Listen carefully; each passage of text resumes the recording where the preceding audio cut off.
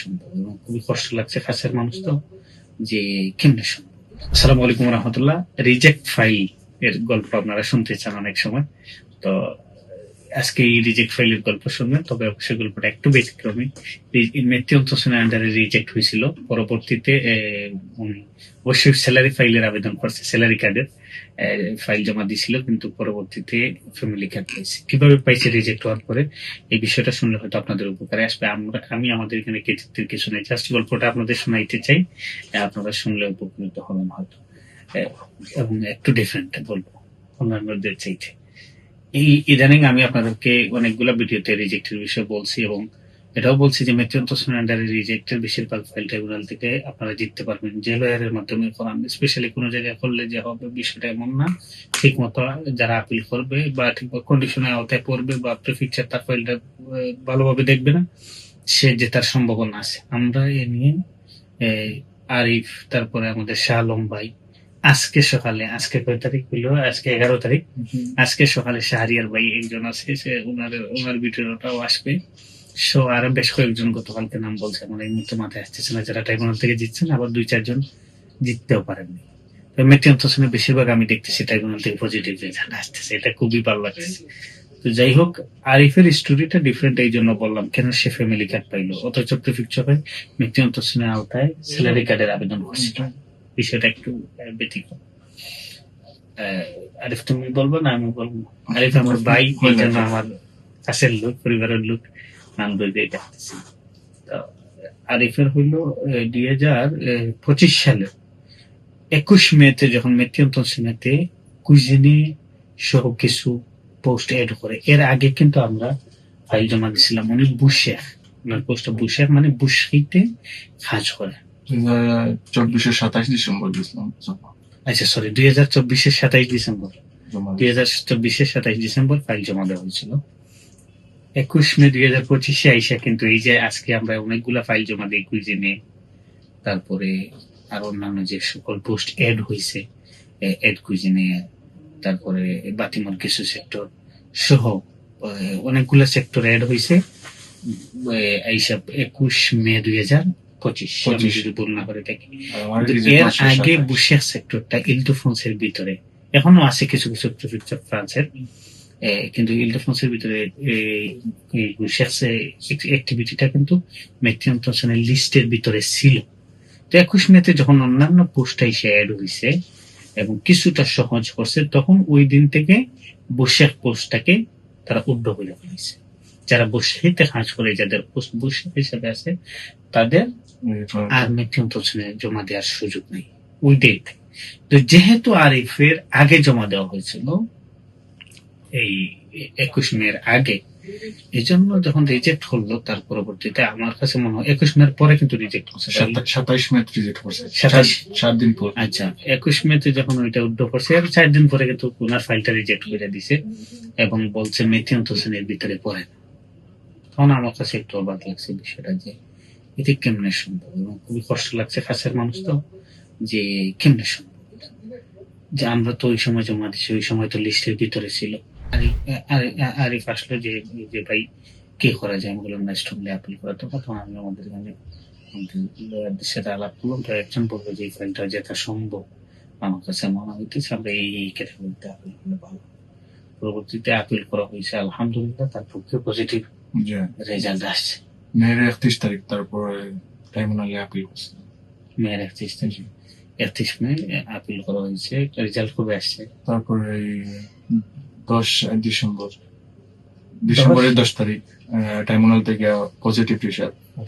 December 10 তারিখ 2025 tribunal থেকে positive result দেয় এবং বলে যে ফ্যামিলি কার্ড দেবে। আচ্ছা, তারপর কার্ডটা ফেব্রুয়ারি 2026 সালের ফেব্রুয়ারি। এটা ওই যে এর কাছে বান্ধ হচ্ছে, যে বান্ধ ওইটার আন্ডারে সম্ভবত তারা করছে সব, যেটুকু মনে হচ্ছে।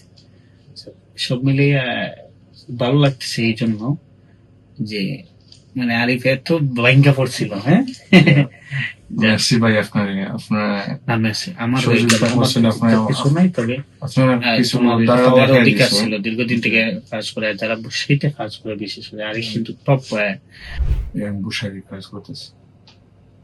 আচ্ছা আচ্ছা, এই ফ্রান্সে কত বছর থেকে? ফ্রান্স আমার 7 বছর। 7 বছর। দেন আমার ট্রাইব্যুনালে যখন আমি যাই, আমার আবুকে মাথার পরে এন্ড্রি দিয়ে আমারে জজে আমারে মাতাইছে, তখন আমি জজর লগে মাতিছি।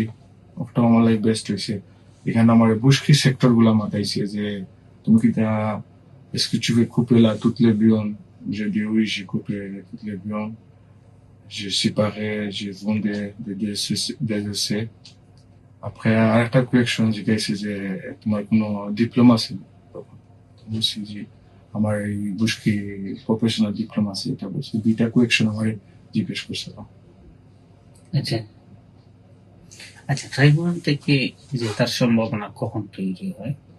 যখন দেখে যে প্রেফেকচার কোনো ভুল সিদ্ধান্ত নিয়েছে ওই ব্যক্তির উপরে, ধরেন তার যথেষ্ট সময় হয়েছে,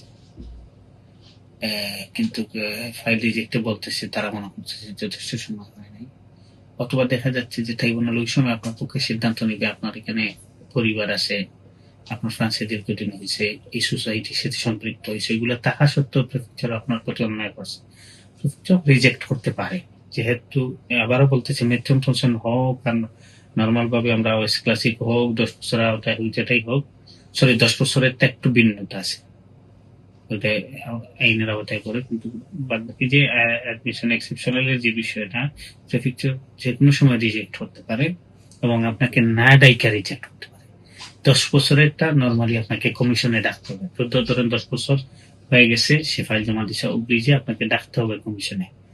কিন্তু 7 বছর বা আমরা যে মেট্রন টনসনের আওতায় জমা দিচ্ছি, সেটাতে আপনাকে না ডেকেও প্রেফেকচার আপনার রিজেক্ট করে আপনাকে একটা অপিনিয়ন দিয়ে দিতে পারে, তারা বাধ্য।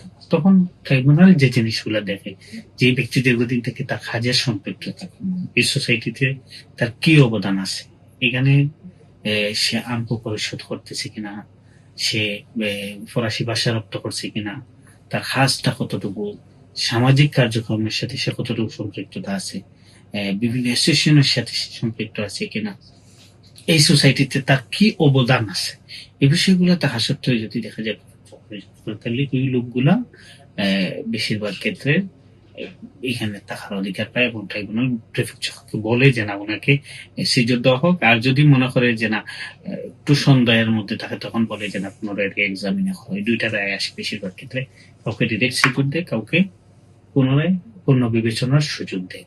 তখন পুরো ফাইল নিয়ে আবার যেতে হয় এবং পুরো ফাইল দেখা, প্রেফেকচার পুরোপুরি ফাইল দেখে নাই, আবার দেখার জন্য যেটা নির্দেশ করে ট্রাইব্যুনাল, তো পূর্ণ বিবেচনা করি না, এরপরে আবার রিজেক্ট আসতে পারে, তবে রিজেক্টের সম্ভাবনা কম।